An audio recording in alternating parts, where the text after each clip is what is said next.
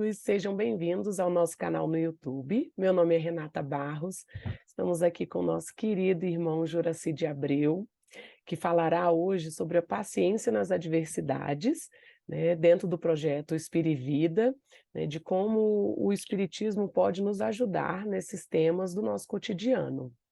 Então, mais uma vez, muito obrigada, Juracy, por participar, por aceitar o nosso convite. Vamos fazer a nossa oração inicial, elevar o nosso pensamento a Deus. Amado Mestre Jesus, muito obrigada pela oportunidade do trabalho no bem, que possamos apreender todo o conhecimento que o nosso irmão nos trará. Graças a Deus, graças a Jesus. Que assim seja. A palavra é toda sua, Juracy. Bem, meus irmãos, então, feliz a oportunidade de estarmos aqui nessa manhã de domingo, né? Falando aqui a convite do Centro Espírita Caminheiros da Luz, que fica aqui na Vila Planalto, em Brasília, bem próximo do Centro do Poder.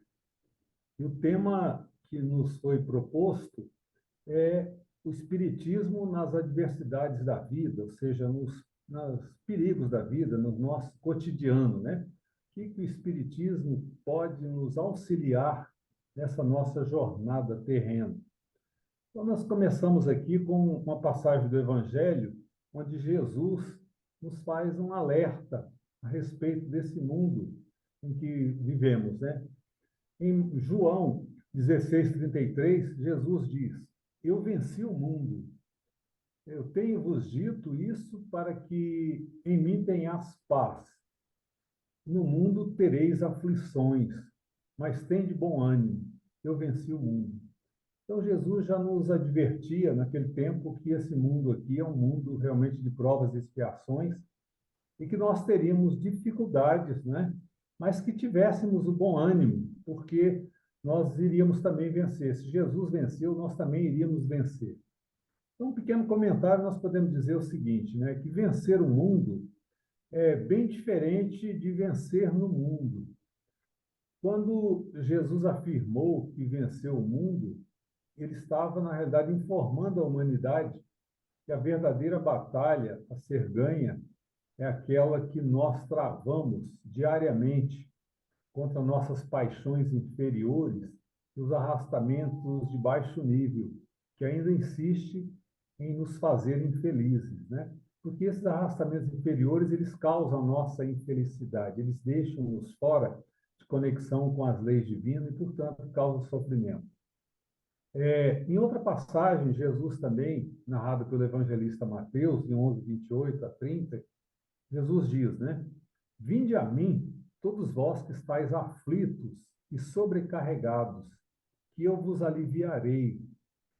Tomai sobre vós o meu jugo e aprendei comigo, que sou brando e humilde de coração, e achareis repouso pelas vossas almas, pois é suave o meu jugo, leve é o meu fardo. Então, Jesus já nos advertia sobre as nossas dificuldades, né? E qual é, então, a visão espírita desses desafios aqui nessa vida, né? A doutrina espírita vem nos dizer o seguinte, que os desafios são intrínsecos à vida de qualquer ser vivo, não só o homem, né? Mas todos os seres vivos têm seus desafios. Sendo assim, o ser humano não escapa desse aspecto natural. Todos nós temos desafios. Alguns deles podem ser comuns a todos os indivíduos, ainda que em níveis de severidade ou de facilidades. Portanto, pode-se dizer que eles são particulares e incomparáveis, né? Nós não podemos dizer que os nossos desafios são os mesmos de uma outra pessoa, porque eles são pessoais, encarados de forma diferente por cada um de nós, dependendo do nosso nível, dependendo de onde nós estamos. Cada pessoa tem as suas próprias provações, e a doutrina espírita explica o porquê desses desafios. E isso é muito consolador, porque quando nós temos a noção, né, do porquê que nós estamos passando por alguma dificuldade, isso fica melhor da gente trazer isso de volta para o nosso equilíbrio. Para o Espiritismo, os desafios da vida são experiências que precisamos para enfrentar e evoluir.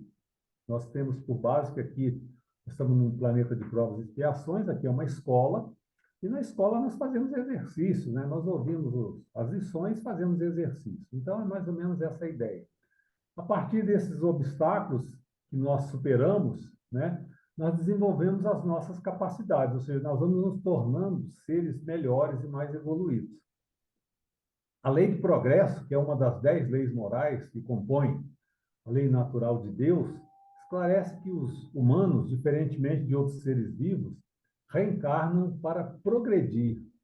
Está lá no Livro dos Espíritos, né, na questão 803, uma igualdade natural, que para nós é muito consoladora também. A questão 803 nos informa que, perante Deus, são iguais todos os homens. Essa foi a pergunta que Allan Kardec fez, né? E os espíritos responderam que sim, todos tendem para o mesmo fim, e Deus fez as suas leis para todos. Dizeis frequentemente: o sol, luz para todos, e enunciais assim uma verdade maior, muito mais geral do que pensas. Todos os homens estão, portanto, submetidos às mesmas leis da natureza. Todos nascem igualmente fracos, acham-se sujeitos às mesmas dores, e o corpo do rico se destrói como o do pobre. Olha só que consolador isso, né? Quer dizer, não é só o corpo nosso, do pobre, do classe média, é de todo mundo que vai ter o mesmo destino. Deus não concedeu a ninguém nenhuma superioridade natural, nem pelo nascimento, nem pela morte. Todos os seus olhos são iguais. Ou seja, temos oportunidade de viver na Terra para buscar o nosso aperfeiçoamento. Como já dissemos, nós vivemos no mundo de provas e expiações.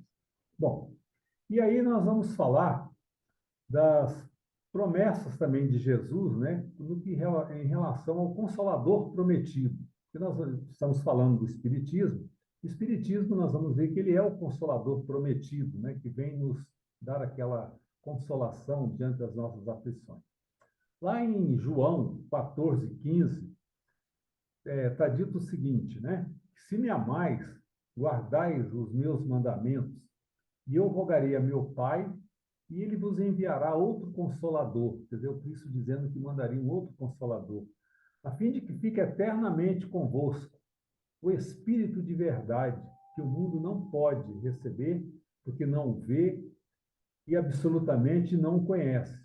Mas quanto a vós, conhecê-lo-eis, porque ficará convosco e estará em vós.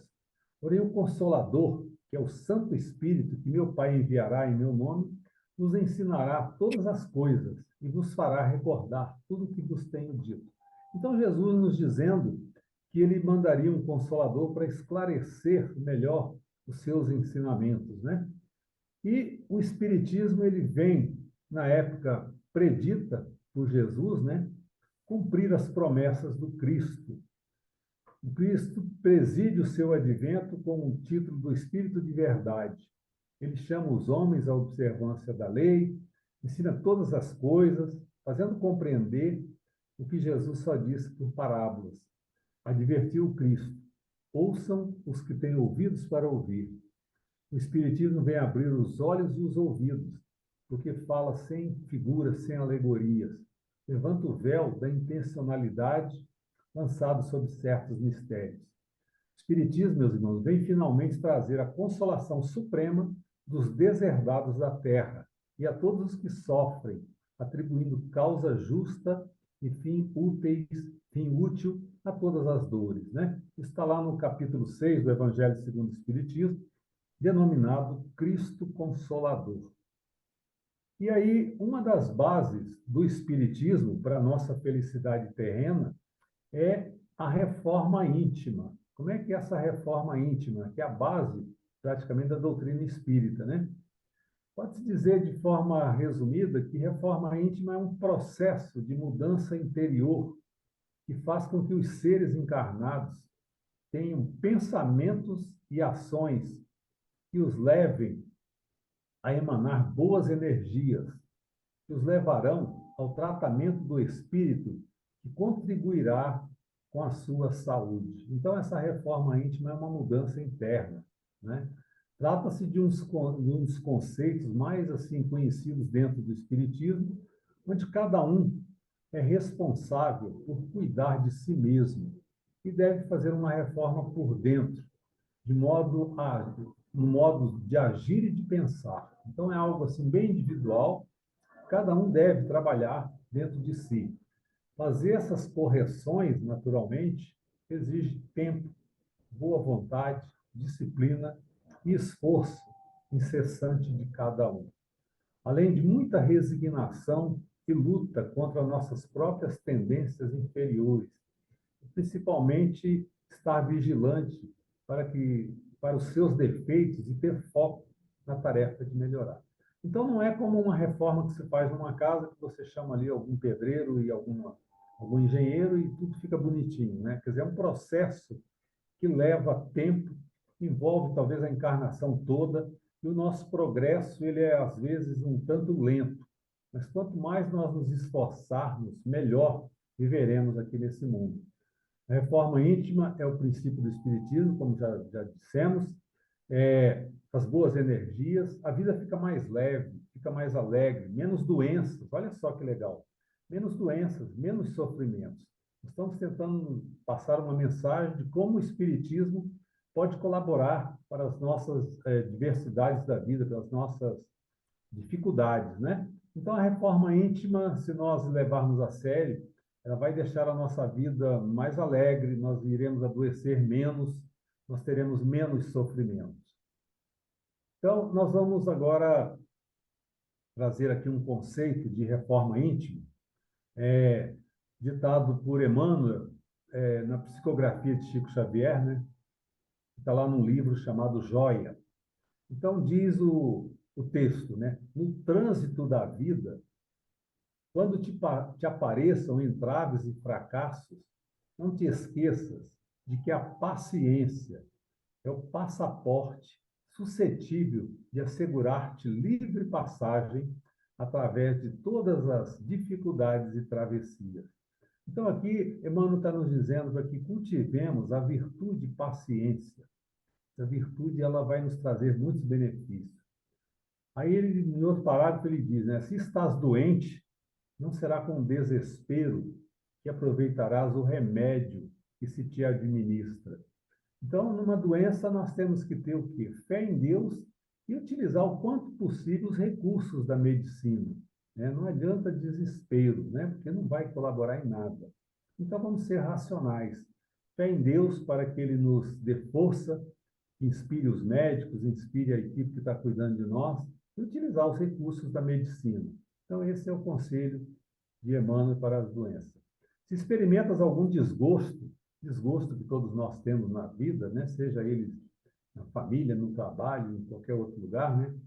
A irritação não te afastará do íntimo a nódoa da sombra. Ou seja, se você está desgostoso com alguma coisa, não adianta irritar-se, não vai resolver muita coisa, né? Então vamos nos resignar diante desse desgosto, né? Com uma certa paciência. Se sofrestes prejuízos de ordem material, não será parando em acusações e gritarias que conseguirás a restauração dos próprios recursos. Então, na hora de um prejuízo material, que isso realmente toca a todos nós, né? Nós temos prejuízos aí inesperados, às vezes de golpes que são submetidos, alguns acidentes, algumas perdas financeiras, econômicas, né? Então, nessa hora não adianta gritar, né? Vamos ter calma e paciência. Se atravessa as incompreensões em família, né, que é outro problema nosso, né, porque o nosso desafio maior é na família, de modo algum te livrarás de semelhantes atropelos, multiplicando reclamações e exigências.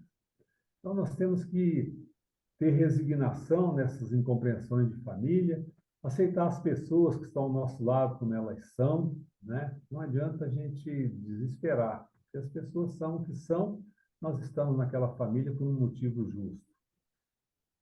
Se essa ou aquela pessoa querida te mostra perturbada, né, a ponto de ferir-te, não será martelando-lhe o crânio que lhe traçarás o processo da cura. Então, se uma pessoa nossa está realmente perturbada, isso acontece, né, por um motivo ou outro, por doença ou por outros motivos, né, nós temos que aceitar aquela dificuldade do outro e tentar contornar, porque nós não temos o poder de mudar aquela pessoa. Não adianta você pegar um martelo e bater na cabeça dela e pensar que você vai consertar. Não tem jeito, né? Então, Cultivando a paciência no cotidiano, transportará contigo a força capaz de vencer todos os obstáculos que, porventura, te agridam a existência. Então, Emmanuel nos diz aqui um apelo à paciência no cotidiano, como uma receita de paz interior, o tanto quanto possível. A paciência é uma virtude, ela não se adquire de forma fácil. Por vezes nós temos o hábito de dizer que perdemos a paciência. Na realidade, nós não perdemos, nós não temos ainda essa paciência. Se tivéssemos, nós a perderíamos. Porque a paciência é uma virtude. Uma virtude, quando nós adquirimos, nós não perdemos. Então, é mais fácil a gente reconhecer que nós somos aprendizes da paciência, né? E que nós temos que cultivar isso todos os dias. Muito bem. Tem uma frase aqui do Hamed que vale a pena a gente meditar, né? Muito bonita a frase. Ele diz o seguinte, o espírito Hamed, né? E quem joga rosas é a primeira pessoa a se perfumar. Então, pega aí um buquê de rosas, aquela e joga. Você vai ficar com aquele perfume. Agora, por outro lado, ele diz, quem atira lama, por consequência, é o que mais se lameia. Então, vamos semear rosas, né? Porque lama não vai melhorar a nossa existência. Vamos nos sujar nessa lama também. E a rosa vai nos perfumar. Então, procuremos na nossa trajetória, o tanto quanto possível, semear rosas em forma do bem na nossa convivência com as pessoas do nosso cotidiano. Bom, em outro texto aqui também, Chico Xavier nos manda uma mensagem, também ditada por espíritos diversos, dando-nos uma receita para manter a nossa saúde e o nosso equilíbrio no dia a dia. Então, ele diz aqui o seguinte, que para garantir saúde e equilíbrio, prometa a você mesmo colocar-se sob os desígnios de Deus, cada dia, através da oração, e sustentar a consciência tranquila, preservando-se contra as ideias de culpa. Nós temos o grande inimigo nosso, do nosso equilíbrio, é a culpa, né? Nós fazemos algo errado, alguma coisa que a gente fez, ou intencional ou não, e a gente fica com aquele remorso, aquela coisa, aquela culpa. Algumas coisas vêm até de outras encarnações, né? Então, nós temos que trabalhar a nossa consciência, né? E trabalhar a nossa consciência dizendo o seguinte, olha, se eu não fui melhor naquela época, porque eu não era melhor, se eu errei, eu devo reparar. Não vamos querer colocar a culpa nos outros, nem outras saídas que isso não vai melhorar. Segundo a receita de saúde e equilíbrio, ditada aqui por espíritos diversos, é dar o melhor de si no que esteja fazendo. Isso é muito libertador para nós, isso nos traz uma paz interior. Eu fiz o meu melhor. Se eu não agradei, paciência, porque eu não era melhor. Não tenho que me culpar disso. Outra coisa, manter o coração em mente, atitude e palavra, atos e modos, na inspiração constante do bem. A verdadeira religião, na realidade, meus irmãos, é a religião do bem. Quando você é bem intencionado, quando você deseja o bem do próximo, você mantém uma tranquilidade, uma paz de viver. Servir, a número 4, servir desinteressadamente aos semelhantes, quanto esteja ao alcance de suas forças. Servir ao próximo, sem esperar nenhuma retribuição. Isso também é consolador, isso traz equilíbrio, isso traz paz, traz alegria de viver. Não pensem vocês que qualquer benefício que nós fazemos ao próximo, aquilo volta para nós de imediato, nos traz aquela sensação de estar colaborando com Deus para a construção de um mundo melhor. Regozijar-se com a felicidade do próximo, né? Nós, por egoísmo, por ambição, sei lá o quê, por inveja, nós temos a mania de querer apagar a alegria dos outros, né? Alguém chega para contar alguma coisa boa para nós, uma alegria tão assim contida, tão pura, né? E nós ali, por algum reflexo do inconsciente, nós costumamos querer apagar. Então vamos trabalhar esse tipo de coisa, vamos nos alegrar com a alegria dos outros, né? Isso contamina, isso gera novas energias, isso melhora o ambiente, melhora a nossa saúde, melhora a nossa vida. Bom, a receita número 6, né? Esquecer conversações e opiniões de caráter negativo que haja lido ou escutado. Então, não vamos memorizar essas intrigas que chegam até nós através da imprensa, através da mídia, né? Vamos deixar isso passar rapidamente, porque isso não vai nos fazer bem. principalmente na hora de dormir, vamos fazer uma prece ali, deixando tudo aquilo que nós ouvimos lá, que não foi de significativo para trás, né? Mais uma receita.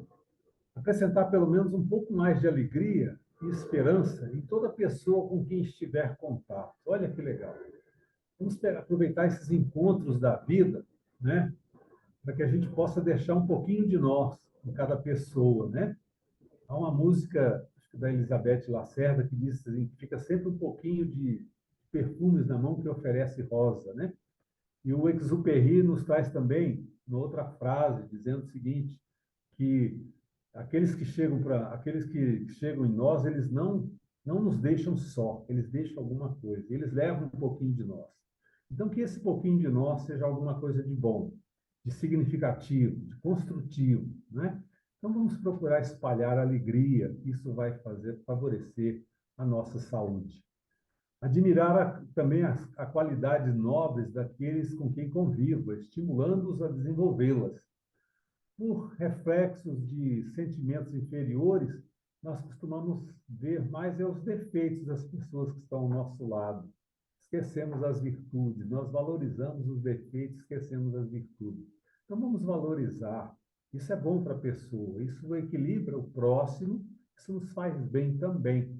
Às vezes até com os nossos mais íntimos aí, namorado, marido, esposa, filhos, né? Então não vamos pensar que ele joga o sapato na sala, não mostra que ele só deixa o sapato lá na sala. Vamos lembrar das coisas boas que ele faz, né? Isso é consolador. Outro recado é viver trabalhando, estudando, agindo e construindo no próprio burilamento e na própria corrigenda do mal, de modo que não se veja capaz de encontrar nas falhas prováveis e os erros possíveis dos outros. Enfim, esse último aí é trabalhar a reforma íntima, né? Procurar vencer os nossos defeitos, que nós devemos aceitá-los como desafios, né? E vamos trabalhar isso para que a gente possa estar construindo um progresso e um equilíbrio da nossa saúde. Muito bem. Ainda nessa linha, Emmanuel agora nos traz um texto pequeno falando da tolerância, né? A tolerância com o próximo também, meus irmãos, é o caminho da paz. Tolerar o próximo realmente é uma questão de saúde também. Não julgues esse ou aquele companheiro ignorante ou desinformado, porquanto, se aprendestes a ouvir, já sabes compreender. Diante das criaturas que te endereçam qualquer agressão, conversa com naturalidade, sem palavras de revide que possam desapontar o interlocutor. Então, aquele que agride, ele está numa situação inferior, né? Vamos tentar tolerar e entender aquela situação. Perante qualquer ofensa, não percas o sorriso fraternal e articula alguma frase capaz de devolver o ofensor à tranquilidade, né? Tem uma história que se conta da irmã Dulce, lá na Bahia, quando ela foi pedir alguma coisa lá para os pobres, que ela bateu numa residência, a pessoa deu uma cuspida no rosto dela, né? Então, ela limpou aquela meleca que a pessoa fez, né? E virou para ele e falou assim, e aí para os pobres, o que você vai dar? Para mim, você deu essa cuspida, né? Então, observe que ela revidou com bem, a pessoa ficou envergonhada, pediu desculpas, né? E, naturalmente, nunca mais essa pessoa iria fazer isso. Então, vamos, diante de qualquer ofensa, tentar imitar esse gesto, né, da irmã Dulce, que é claro que para nós aqui, no nível mediano, é um pouco mais difícil, né? Mas vamos trabalhar nessa direção, né? Os empecilhos da existência toleram os obstáculos, sem rebeldia, e eles se te farão facilmente removíveis. Um pouquinho mais de água aqui. O serviço profissional, né, no dia a dia, suporta com paciência o colega difícil, né? Nós estamos ali para conviver com aquelas pessoas, sejam eles pessoas amáveis ou não. Observa calma e prudência, né? Isso vai nos transformar para melhor. Em família, tolera aqueles parentes menos simpáticos e com os teus exemplos de abnegação conquistará de todos eles a bênção da simpatia. Então, aqueles parentes difíceis, se você começa a tratá-los bem, uma hora eles vão realmente se converter à sua simpatia também. No trânsito, né, não passe recibo de palavrões, isso não vai resolver em nada. que alguém te dirija, e evitará discussões de consequências imprevisíveis, né? Temos visto aí no cotidiano, nos trânsitos, coisas desagradáveis, absurdas, né? Vamos tentar nos conter nessa direção. E, por fim, nos aborrecimentos e provações que surjam a cada dia, suporta com humildade as ocorrências suscetíveis de ferir-te, e a tolerância se te fará a trilha de acesso à felicidade, vez que aceitará todos os companheiros do mundo na condição de filhos de Deus e de nossos próprios irmãos. E aí, ainda mais nessa direção, a gente pode falar também de respeitar o próximo, né? Faz parte do Espiritismo tentando nos dar uma dica de conviver melhor no mundo, de sermos melhores, né? Respeitar o próximo não é ser indiferente, é ver as pessoas como gente, né? Como gente. É procurar vê-lo no interior do seu ser. Eles são diferentes de nós. Tem um ditado popular aqui muito interessante, que diz assim, é mais ou menos assim, que o sábio ele pode se colocar no lugar do ignorante, mas este não pode se colocar no lugar do sábio, porque lhe faltam condições para bem avaliar o que é sabedoria, conhecimento e evolução espiritual.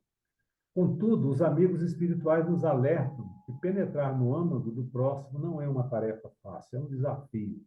Podemos, às vezes, fazer algumas ilações, algumas tentativas, mas como pensar com a cabeça do outro, né? Cada um de nós é um universo e está num nível diferente de evolução. O Espiritismo, então, entendido aqui como filosofia, ciência, religião, e religião, meus irmãos, é o que mais subsídio nos dá para respeitar as crenças e os comportamentos do nosso próximo. Isso porque, quanto mais próximo o ser humano sabe, aliás, quanto mais o ser humano sabe, melhor ele compreende os comportamentos humanos, né? Desarmando-se de ideias preconcebidas, de censura, daquelas crenças, daquelas coisas pré-concebidas que nós trazemos de nosso ser, né? Portanto, é, é, vamos pensar também, né, para a gente encarar as nossas adversidades da vida, que nós somos espíritos, né? Nós somos espíritos e não corpo físico, né? Isso é uma outra coisa muito consoladora. Nós estamos no corpo, mas nós somos espíritos. Lá na questão 76 do Livro dos Espíritos, Allan Kardec diz o seguinte, né? Que os seres inteligentes, nós somos seres inteligentes da criação. E Joana de Ângeles nos diz ainda que o corpo é um domicílio temporário do espírito, que através dele adquire experiências, aprimora aquisições, repara erros, sublima as aspirações, né? E aí, voltando ao Livro dos Espíritos, Allan Kardec perguntou que definição se pode dar dos espíritos, né? Então, os espíritos responderam, né, que são seres inteligentes da criação, que povoam o universo fora do mundo material. E aí, outra coisa bastante interessante que a doutrina nos traz, né? O Espiritismo não entende a morte como o fim da vida, e sim sobre a evolução do espírito imortal por meio da reencarnação. A mediunidade seria uma forma de comunicação entre encarnados e desencarnados, e o amor como caminho da transformação. O Espiritismo, a verdadeira religião, é a religião do amor, né? E os desafios da vida são ainda, como nós já falamos, aquelas experiências que precisamos enfrentar para evoluir. A partir dos obstáculos que superamos, nós desenvolvemos as nossas capacidades, ou seja, temos a oportunidade de viver na Terra para buscar o nosso aperfeiçoamento. O Espiritismo vem ainda nos dizer que nada nessa vida acontece por acaso. Isso é libertador, isso é consolador para a nossa saúde. Vem nos dizer também que as dificuldades são oportunidade de crescimento, como nós já falamos, de amadurecimento, e que se soubermos ultrapassá-las sem revolta, mas com resignação, nós iremos avançar. Se elas aparecem é porque nós mesmos a provocamos, né, meus irmãos? Isso aí é alguma coisa, às vezes, difícil a gente entender. Se elas aparecem é porque nós mesmos a provocamos, por atitudes e comportamentos, nessa ou encarnações passadas. Então, isso é para que a gente possa querer entender as nossas dificuldades. Querer se fazer de vítima é apenas atrasar e dificultar a nossa evolução. Não reclames nem se faça de vítima, diz Chico Xavier. Antes de tudo, analise e observa. A a realidade que você vive. Você nasceu no lar que precisava nascer, vestiu o corpo físico que merecia, mora onde melhor Deus te proporcionou, de acordo com o teu adiantamento. Você possui os recursos financeiros coerentes com as suas necessidades, nem mais nem menos, mas o justo para as suas lutas terrenas. Seu ambiente de trabalho é o que você elegeu espontaneamente para a sua realização. Cada um de nós, se voltar na nossa vida profissional, vai ver que um dia nós batemos a porta para buscar uma profissão, um emprego, algumas portas se fecharam, uma porta se abriu, nós firmamos a nossa vida profissional. Então, aqueles que entraram para o serviço público, né, tentaram aí alguns concursos, né, uns deram errado e outros deram certo, e talvez a pessoa esteja hoje. Então, esse aí é o seu ambiente de trabalho que você elegeu. Não tem como reclamar, você buscou aquilo, né? Se está ruim aquilo ali é porque você escolheu e você não tem ninguém que culpar, né? Teus parentes e amigos são as almas que você mesmo atraiu com a tua própria afinidade. A namorada, o esposo, né? São pessoas que você mesmo atraiu. Naturalmente que você, na reencarnação, fez um projeto, né, reencarnatório de estar com essas pessoas. Portanto, o teu destino está, assim, constantemente sob o teu controle. O hoje é o resultado de ontem e o amanhã será o resultado de hoje. Você escolhe, você recolhe, você elege, você atrai, você busca, você expulsa, você modifica tudo aquilo que te rodeia a existência. Teus pensamentos e vontades são a chave de teus atos e atitudes. São as fontes de atração e repulsão na jornada da tua vivência. Não reclames e nem se faça de vítima. Antes de tudo, analisa e observa. A mudança está em tuas mãos. Reprograma a tua meta, busca o bem e você viverá melhor. Não estrague o seu dia. A sua irritação não solucionará problema algum. As suas contrariedades não alteram a natureza das coisas. Os teus desapontamentos não fazem o trabalho que só o tempo conseguirá realizar. Seu mau humor não modifica a vida. E aí uma frase célebre do Chico Xavier, né? Embora ninguém possa voltar atrás e fazer um novo começo, qualquer um pode começar a fazer agora um novo fim. E aí, meus irmãos, para finalizar a nossa, vamos dizer assim, preleção, esse nosso ensaio, né, sobre como o Espiritismo pode nos auxiliar na vida, vou trazer aqui dois pensamentos, né, de Viktor Frankl, que é um psiquiatra suíço que esteve lá nos campos de concentração, saiu vitorioso, né? Ele criou até uma ciência chamada logoterapia.